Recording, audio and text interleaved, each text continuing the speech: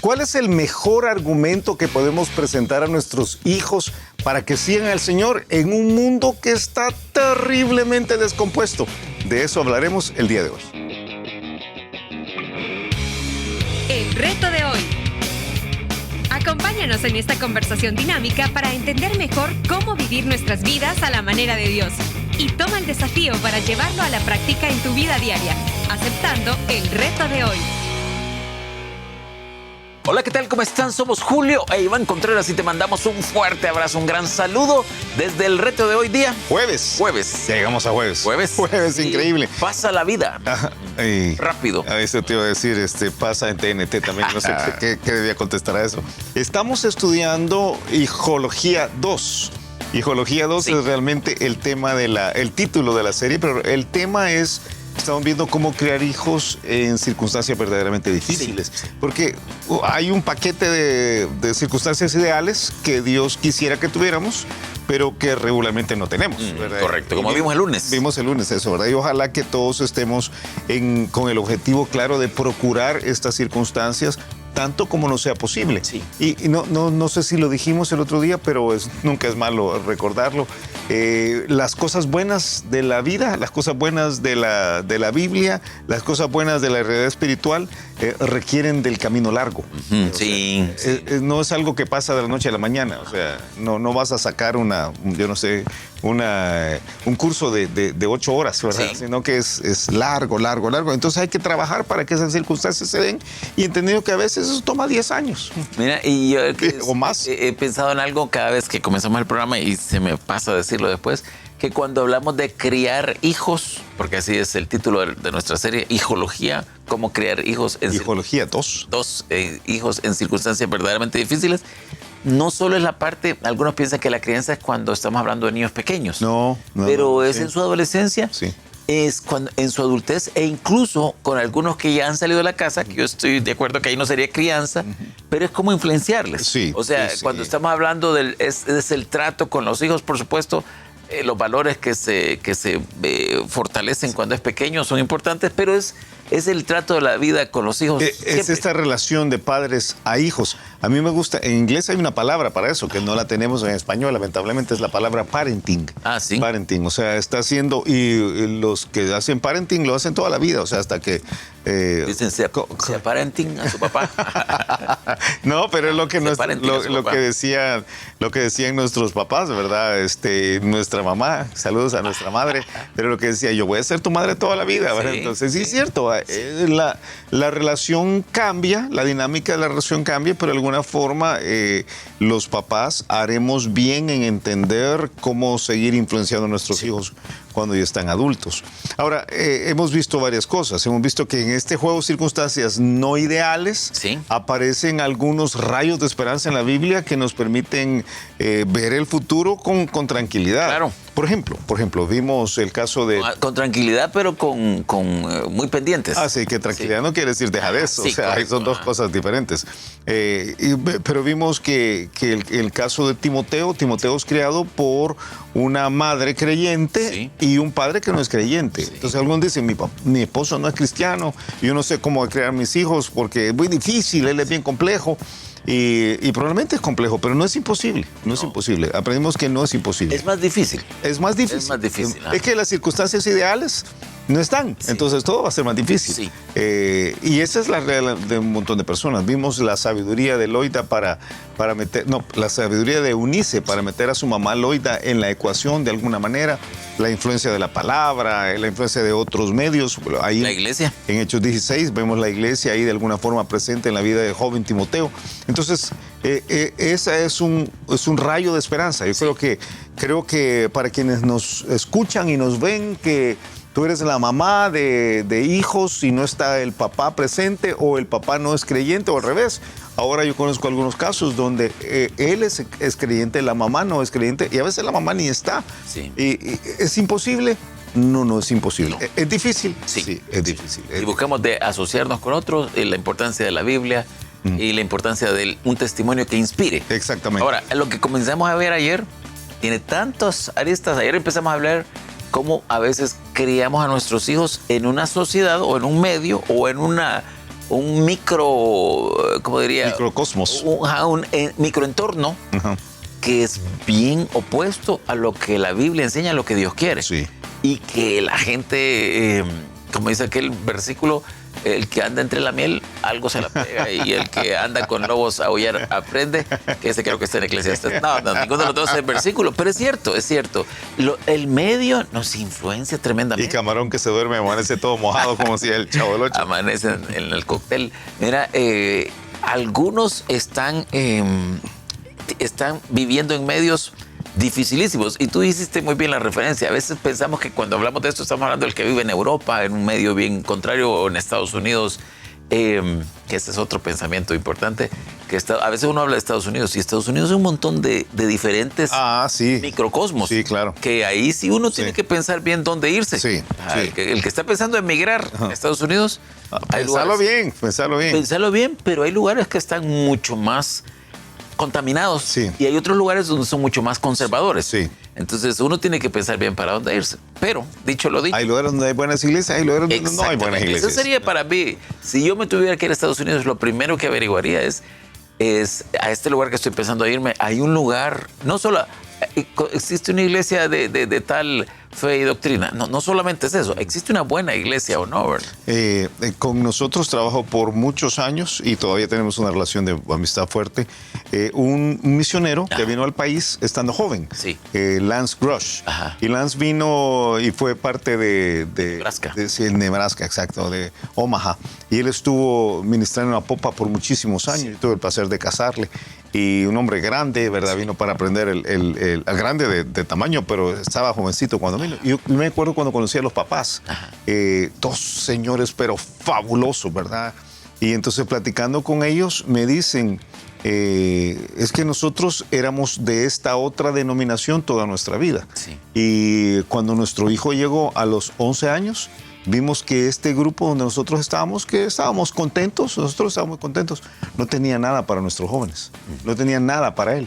Entonces tomamos la decisión de que si era necesario cambiarnos de ciudad, íbamos a buscar una iglesia donde nuestro hijo pudiera crecer espiritualmente. Sí. Y así lo hicieron, cambiaron, incluso tuvieron que hacer algunas adaptaciones, repensar algunas de sus formas de ver el cristianismo, pero hicieron el ajuste total por el bien de su hijo. Y yo siempre pensé, qué bueno eso, sí. O sea, qué buenísimo eso, qué visión de parte de papás que dicen, si yo voy a hacer un cambio, lo voy a hacer para el bienestar espiritual de mis hijos y no solamente porque, o sea, la iglesia no me gusta y por eso ya me voy, sí. ¿Verdad? O sea, hay que tener muchísimo cuidado, muchísimo. Sí. Entonces, dicho lo dicho, así llegamos a Noé. Y Noé acertó. Noé acertó. Noé estaba en el peor de los mundos. Sí. O sea, yo te lo dije ayer, a veces uno piensa, ahora estamos en una circunstancia bien difícil. No estamos en la circunstancia más difícil. Los posteriores días, la gran tribulación, cuando el Espíritu Santo, te dije yo, está pensando aquí en mi forma imaginativa, decir, ajá, ¿cómo les explico cómo va a ser la gran tribulación? Él dice, ¿saben cómo va a ser? Como los días de Noé. Uh-huh. Los días de Noé era de corrupción espiritual, de corrupción moral, sí, de violencia absoluta, de materialismo total, al punto que Dios tiene que decir, hasta aquí, ya no más, o sea, vamos a mandar el diluvio. Pero ahí Noé cría 3 buenos hijos. Sí. Cría 3 buenos hijos que al final son de alguna forma los abuelitos de todos los que nos están escuchando. Mira, ahora, al final de ayer, uh-huh, yo te dije, qué bueno, porque lo que hemos dicho es, se puede. Se puede. Ahora yo te dije, mañana contestemos cómo se hace eso. Ok, yo quiero proponerte que la clave de la crianza de los hijos de Noé... Voy a apuntar. Estaba en el carácter de Noé. En el carácter de Noé. Okay. Noé es presentado... Noé tenía el discurso correcto. Sí. Fíjate, él tenía las palabras correctas. Cuando Segunda de Pedro capítulo 2 describe a Noé, dice de que Dios no perdonó al mundo antiguo, sino que guardó a Noé pregonero de justicia. Sí. Así le llama, pregonero. Que decía, voz alzada. Exactamente, él hablaba claramente y lo que hablaba era una vida recta. La justicia es precisamente una vida recta. Entonces dice, con otras 7 personas trayendo el diluvio al mundo de los impíos. Esta vida de Noé era a causa de la fe que Noé tenía. En Hebreos capítulo 11, cuando se describe en la galería de los héroes de la fe, se describe a Noé, dice, por la fe Noé, cuando fue advertido por Dios acerca de cosas que aún no se veían, con temor preparó el arco en que su casa se salvase. Sí. Que yo siempre he pensado esto. Gracias a Dios por Noé, sí. ¿Verdad? Por él tenemos jirafas. Sí. y tenemos elefantes, ¿verdad? Ajá. Y siempre he pensado que saber si por él tenemos mosquitos, pero por él tenemos todo esto. Y por él la raza humana se salvó, pero Noé estaba pensando en su familia. Noé no estaba obedeciendo a Dios. Pero el pasaje dice, por la fe Noé, cuando fue advertido por Dios acerca de las cosas que aún no se veían, con temor preparó el arca en que su casa se salvase. Sí, de acuerdo. O sea, lo que él está diciendo es, yo voy a sacar adelante a mi familia. Ahora, a mí me gustaría aclarar un término que dijiste. Y por esa fe condenó al mundo. Mira, porque tú dijiste la palabra carácter. Ahora, ¿cómo se dice? En el diccionario mental de muchos, carácter quiere decir algo diferente de lo que es. Sí, carácter es la palabra literalmente quiere decir el rasgo. El rasgo es y cuando se usa característica es un elemento de la persona. Ajá. Pero estamos hablando de aquel elemento en la personalidad de alguien que le permite tomar decisiones fuertes y mantenerse en los valores, de acuerdo a sus valores, sin que esto le mueva. De acuerdísimo. Hace algún tiempo estudiamos un material nosotros y cuando describíamos el carácter, me encantó, quedó mucho en mi mente, decíamos que todos tenemos como un marco moral de lo que creemos que es correcto y lo que no es correcto. O sea, si tú le preguntas a la persona, mire, y la violencia es correcta. El 99% de las personas están diciendo, no, la violencia no es correcta. Pero cuando están jugando fútbol y les meten una patada, entonces la reacción natural es ir y devolver la patada. Cuando sentimos que alguien nos está ofendiendo, nuestra reacción natural es enojarnos, no perdonar y tratar de dañarle. Sí. Entonces, en ese sentido, dice que el carácter es que ese marco que nosotros tenemos referencial en el nuestro está basado en lo que la Biblia dice, en lo que Dios piensa, mantenerlo a pesar de dos cosas, a pesar de las tentaciones y las presiones. Sí. Firme aquí o si no se queda sin empleo, pero es que firmar eso es incorrecto porque es una mentira lo que voy a firmar. Pero si no me quedo sin trabajo, tengo una presión. Sí. Ajá. Entonces a veces nos presionan. Los jóvenes que le dicen, tomátela, hombre, tomátela. Sí. Y que le tenés miedo a tus papás. Te van a echar, écheme el aliento. No, tomátela. Entonces es una presión. Entonces, el 4. Deme 4 más, por favor. Ajá. Entonces el carácter es que ese marco que nosotros tenemos es mantenido. Respetado, es mantenido ante las presiones o las tentaciones. Sí. De acuerdísimo. Ajá. Este era Noé. Ajá. Noé tenía un carácter. Y voy a añadir algo. Yo sé que acabo de decir que es pregonero de justicia. Yo sé que es un hombre de fe. Sí. Pero no confundamos carácter con leer la Biblia y orar todo el tiempo. Ajá. Ni con una persona enojada. No, ese es mal carácter. Lo que en El Salvador dice era que mi abuela tenía su carácter, dice. Pero lo que está diciendo era, esa señora era bien enojada. Viejita brava. Sí, pero era por mal carácter, mal carácter. No, aquí estamos hablando... de carácter kids. Qué bárbaro. No van a pagar, Iván. Ya tenía días de no echarte uno de esos. Pero ya me sacaste de pensamiento. El rasgo de Noé no tiene que ver con religión. Tiene que ver con que si Dios era realmente su Dios y él quería vivir una vida recta, lo iba a manifestar en todas las áreas de la vida. Y tú tenés varias cosas del carácter de Noé que hace que los hijos lo sigan. Sí. Los hijos lo sigan no porque él los obliga. Él literalmente está diciendo, ¿cómo hago para que mi casa se salve? Y yo te doy al menos 4 aspectos del carácter de Noé que están en el texto. Él era perseverante, era un hombre perseverante. Él trabaja, según Génesis capítulo 6, él trabaja en el proyecto de construcción del arca 120 años. Sí, tremendo. 120 años. Y tú sabes, bueno, te lo he dicho, y no sé si alguna vez lo hemos estudiado desde esa perspectiva. Para mí Noé es el mejor ejemplo para los emprendedores en la Biblia, porque automotivado, autogestionado, autofinanciado, logra un proyecto que saca adelante a su familia, o sea, literalmente, ¿verdad? Él era diligente. porque no fue fácil. Tenía todo el mundo hablando contra él, ¿verdad? Y estuvo ahí dispuestos a hacerlo constantemente. Solo la idea de construir un barco en un lugar donde no había agua. Y nunca había llovido. Y nunca había llovido en la historia. Es que va a llover, dice. ¿Qué es eso? Nunca había llovido. Es lo que dice la Biblia. Mira, algunas veces uno pasa por las ciudades y ve edificios que nunca se terminaron de construir. Sí. Entonces, aunque eran otras medidas de la que vivía la gente, pero imagino el pasar la gente y la gente debe haber pensado, mira ese loco, haciendo un barco donde no hay agua. Los cálculos, y no estoy seguro si recuerdo los cálculos exactos, pero el arca de Noé tenía 45,000 metros cúbicos de madera. Está hecho de madera, o sea, no es tiempo. Quiere decir, hay que preparar toda esa madera y construirlo.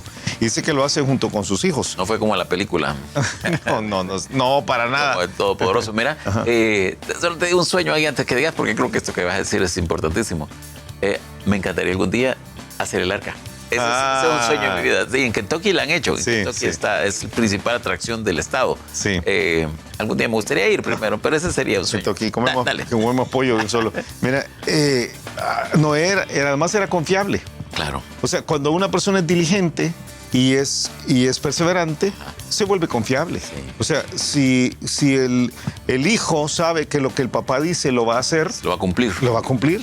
Entonces tú ves a Noé teniendo el tipo de liderazgo en el cual conduce a su familia por el camino correcto. Ni siquiera sabemos si los hijos tienen fe exactamente. Sí. Lo que sí sabemos es que Noé los está llevando por el camino correcto. Salieron bien. Y mucho tiene que ver con el aspecto de ser confiable. O sea, los papás que no tenemos la confianza de nuestros hijos, no vamos a poder llevarlos a ningún lugar. O sea, que nuestros hijos no confían en nosotros. Cuando no confían en nosotros, o sea, sí. ¿Y por qué no confían en nosotros? Porque no somos diligentes, porque no somos perseverantes. Pero algo más de Noé. Noé no era alocado. No. Noé no era alocado. Tú sabes que una de las cosas tremendas que a mí siempre me ha impactado, y creo que alguna vez lo hemos visto aquí, es que él se mete al arca porque Dios le dice, y es hora de meterte. Y entonces, ¿por qué? Porque ya va a llover y no llueve. Pasa un día y no llueve. Y yo me imagino a doña Noea, ¿verdad? Y los hijos, Sem, Cam y Japet, y las nueras, diciendo, mira, papá, y no es que iba a llover. Ajá. No, va a llover, ya vas a ver. Ya tengo hambre. Sí, pero pasan 2 días y no llueve. Ajá. Y 3 días y no llueve. Y 5 días y no llueve. Y todos los animales adentro. Sí. Y 7 días y no llueve. Y entonces, cualquiera podría decir, no, esto no funcionó, me voy a bajar de estas. Sí. Y finalmente llueve. O sea, no estoy claro en eso, no sabía. Esta capacidad de mantener control en medio de las circunstancias que no son necesariamente las que uno quisiera, lo hace un líder increíble. Ok, un pequeño resumen. Entonces estamos diciendo, criar hijos en un ambiente, en un entorno totalmente contrario a lo que Dios piensa, es posible. Y para quien conduce esto, debe tener un carácter inspirador. Inspirador, ok. ¿Y está basado en? Está basado en que sea, bueno, el caso de Noé, ¿sí? Es una persona perseverante, es una persona diligente, es confiable y es prudente. Okay. Las 4 cosas. No son, como te decía yo, no es una fórmula. No es una fórmula, pero tampoco es, hay que leerles un versículo a los niños en cada momento. No. O sea, y no estoy en contra de leer un versículo. No estoy en contra, por supuesto, de hacer un devocional o tener la lectura al final del día o lo que sea y discutir. Pero es el carácter de él. O sea, es aquello de...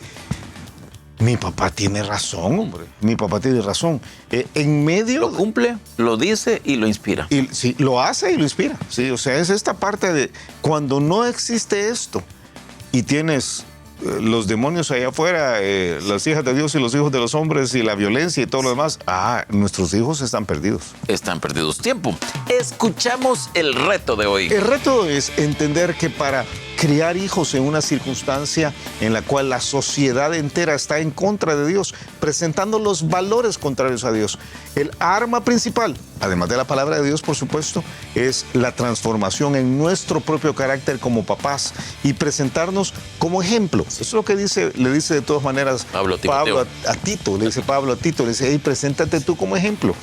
Los papás que somos verdaderamente ejemplo, podemos confiar que vamos a tener una herramienta poderosa en la peor de las circunstancias, aún si llegamos a estar en los tiempos como en los días de Noé. Qué tremendo, qué tremendo. Y a ti que nos ves, a ti que nos escuchas, te animamos a que pienses en esto, considéralo.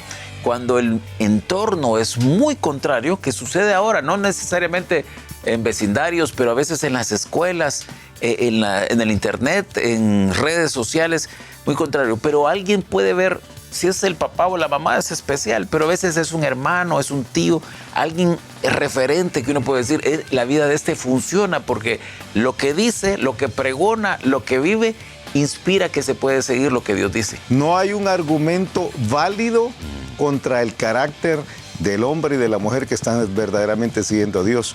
Los hijos no tienen mucho que decir. A veces se rebelan de todas maneras, pero tarde o temprano terminan abriendo los ojos. Hey, mi papá o mi mamá están en lo correcto. Mañana un caso más. Mañana un caso más y quizás toquemos la vida del otro. Que no lo ya no llegamos al otro. Sí.